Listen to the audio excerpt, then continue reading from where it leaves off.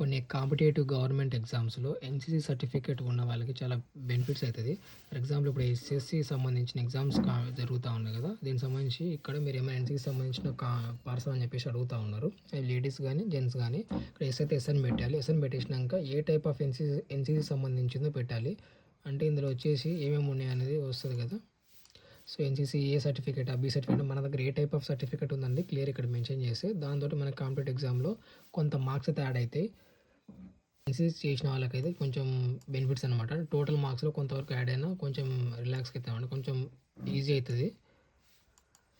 Lesson పెట్టొచ్చు. లేని వాళ్ళు నో అని పెట్టేయండి సింపుల్‌గా. స్పోర్ట్స్ కోటాలో కూడా కొంతవరకు మార్క్స్ యాడ్ అయితాయి. అంటే మీరు ఏమైనా ఇక్కడ ఇది కూడా వస్తుంది ఆప్షన్. గేమ్స్‌లో ఏమైనా స్పోర్ట్స్ కోటాలో ఉన్నారా? డిస్ట్రిక్ట్ లెవెల్‌లో అంటే జిల్లా స్థాయిలో, రాష్ట్ర స్థాయిలో లేదా నేషనల్ స్థాయి, ఇంటర్నేషనల్ స్థాయి అలా ఏమన్నా మీరు డిస్ట్రిక్ట్ నుంచి స్టార్ట్ ఏమైనా స్పోర్ట్స్ సర్టిఫికేట్ ఉన్నాయని చెప్పేసి అడుగుతా ఉన్నది.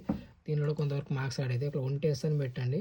ఎస్ అని పెట్టి దీనికి సంబంధించి నేమ్ అంటే స్పోర్ట్స్ ఏ స్పోర్ట్స్ మీరు ఏ లెవెల్ దాకా వచ్చినారు అండ్ ఇక్కడ ఏ ఇయర్‌లో మీరు కాంపిటీషన్ చేసినారు ఎలాంటి ఏమైనా బహుమతులు అంటే మెడల్స్ ఏమైనా వచ్చినాయా అంటే స్టేట్స్‌లలో ఎక్కడ ఆడారు అని చెప్పేసి అన్ని ఇన్ఫర్మేషన్ ఇక్కడ ఇవ్వాలి. స్పోర్ట్స్ సర్టిఫికేట్ ఉన్న వాళ్ళకి ఇది ఏమైనా వచ్చి ఉండుంటే లేని వాళ్ళు నో అని పెట్టండి.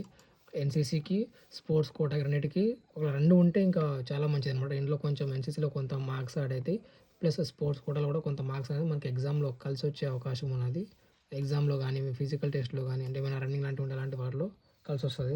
కుదిరినంత వరకు ఎవరు ఎన్‌సీసీని గానీ, స్పోర్ట్స్ సంబంధించిన వాటిని గానీ నెగ్లెక్ట్ చేయకండి. అది ఫ్యూచర్‌లో మీకు ఎంతవరకు అయితే ఉపయోగం పడే అవకాశం అయితే ఉంది కాబట్టి. చాలామంది ఎగ్జామ్‌కి అప్లై చేసేవాళ్ళు సర్టిఫికేట్స్ ఉన్నా గానీ ఎలా అప్లై చేయాలో తెలవదు. సో, ప్రతి ఒక్క పాయింట్‌ని జాగ్రత్తగా చదవండి. అలా చదివితేనే కొంతమంది మన నెట్ సెంటర్‌లో ఎళ్ళినంక వాళ్ళు స్పీడ్ అని కొట్టేస్తారు. ఉన్నా సరే లేవని కొట్టేస్తారు.